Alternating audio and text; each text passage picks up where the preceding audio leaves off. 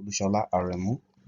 I'll be talking about Legionella and the New York City potable water system. Legionella disease was first discovered in the United States in 1976, which led to 182 illnesses and 29 deaths. The Health Department reported nearly 10,000 cases in the United States in 2018. Approximately between 200 and 800 cases of this disease are diagnosed each year in New York State and New York City. In 2017, 435 cases of Legionella disease were reported in the New York City, making it even worse than 2015, which is believed to be the year of worst outbreak in the city's history. In 2016, a study pointed at the significance of Legionella disease to public health due to the global aging population. It was estimated that in the next 5 years, there will be more people over the age of 65 than there will be under the age of 5.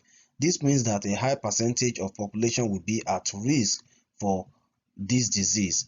In New York City, all possible sources of this disease are being overlooked as emphasis is placed more on building system, particularly building towers. Addressing the Legionella issue in cooling towers alone without first dealing with the root cause, municipal water supply, will certainly not reduce or bring an end to Legionella disease outbreak. This study will check Legionella pneumonia in cooling towers to that of municipal water supply and will change the views of investigators and water operators on dealing with Legionella's issues.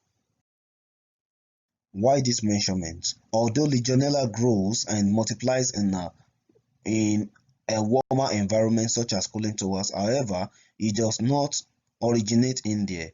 Hypothesis: municipal water supply contributes to Legionella risk in cooling towers in New York City. To further support my study, iron will be measured. Iron is an essential nutrient for the growth of and persistence of Legionella colonies. Hypothesis: the presence of iron in water or biofilm increases the likelihood of the presence of Legionella pneumophila.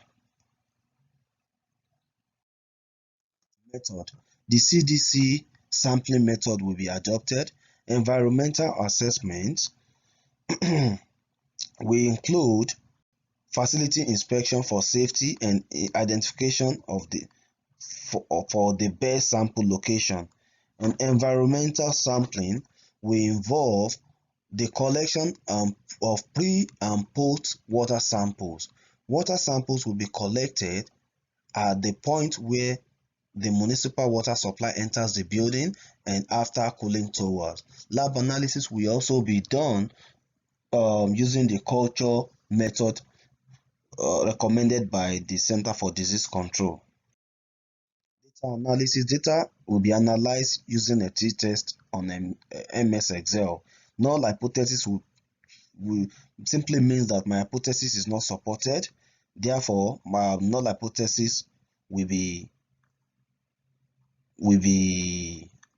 embraced. Alternative hypothesis means that my hypothesis is supported. And to interpret this analysis, p-value will be used. A p-value less than or equals to 0.05 tells there is strong evidence against the null hypothesis, which means my hypothesis will be adopted, while greater than 0.05 has a weak evidence against the null. Limitations: location of cooling towers can be hard to find. Therefore, the cooling tower data,